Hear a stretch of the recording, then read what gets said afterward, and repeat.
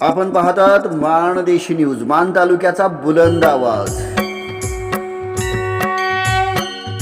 5/2026 रोजी रात्री 12:30 वाजण्याच्या सुमारास कुर्नेवाडी गावच्या हद्दीत मिसाळ वस्ती या ठिकाणी राहणारे प्रल्हाद मिसाळ आणि त्यांची पत्नी सुलाबाई मिसाळ हे एक वृद्ध दाम्पत्य आहे। ते घरात असताना रात्री 12:30 वाजण्याच्या सुमारास यातील अनोळखी आरोपींनी त्यांच्या घराच्या सोफ्याची ग्रिलची कडी हातात घालून काढली आणि चाकूचा धाक दाखवून सदर वृद्ध दाम्पत्याला लाथाबुक्क्यांनी मारहाण करून त्यांच्या गळ्यातील सोन्याचे दागिने जबरदस्तीने चोरून घेऊन गेलेले होते। सदरची माहिती मिळताच मसवड पोलीस स्टेशनने तात्काळ घटनास्थळी धाव घेतलेली आहे आणि त्या ठिकाणी फिर्यादी यांच्याकडून माहिती घेतली आणि तात्काळ आरोपीचा शोधही सुरू केला।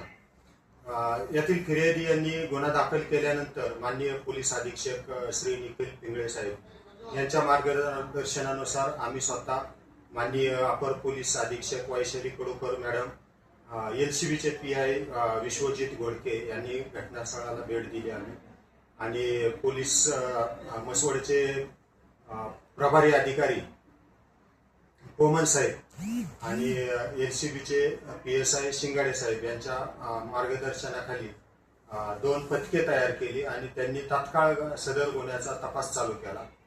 सदर गुन्ह्याचा तपास त्यांनी तांत्रिक कौशल्याच्या आधारे तसेच गोपनीय बातमीदारांच्या मार्फत तपास केलेला आहे आणि त्यामध्ये त्यांना 48 तासातच यश आलेलं आहे आणि यातील एकूण 7 आरोपींना त्यांनी अटक केलेली आहे।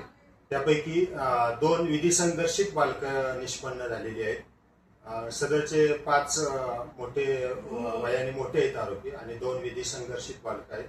त्यांना सगळ्यांना अटक केल्यानंतर त्यांची आता 9 तारखेपर्यंत पोलीस कस्टडी रिमांड आहे। सदर आरोपींच्याकडे तपास केला असता सदर गुन्ह्यात 72,000चे एकूण दागिने गेलेले होते, सोन्याचे आणि रोख रक्कम। त्यापैकी सुमारे 65,000ची दागिने आणि रोख रक्कम जप्त करण्यात आलेली आहे। तसेच आरोपींनी गुन्ह्याच्या तपासात वापरलेली एक मोटरसायकल जप्त केलेली आहे।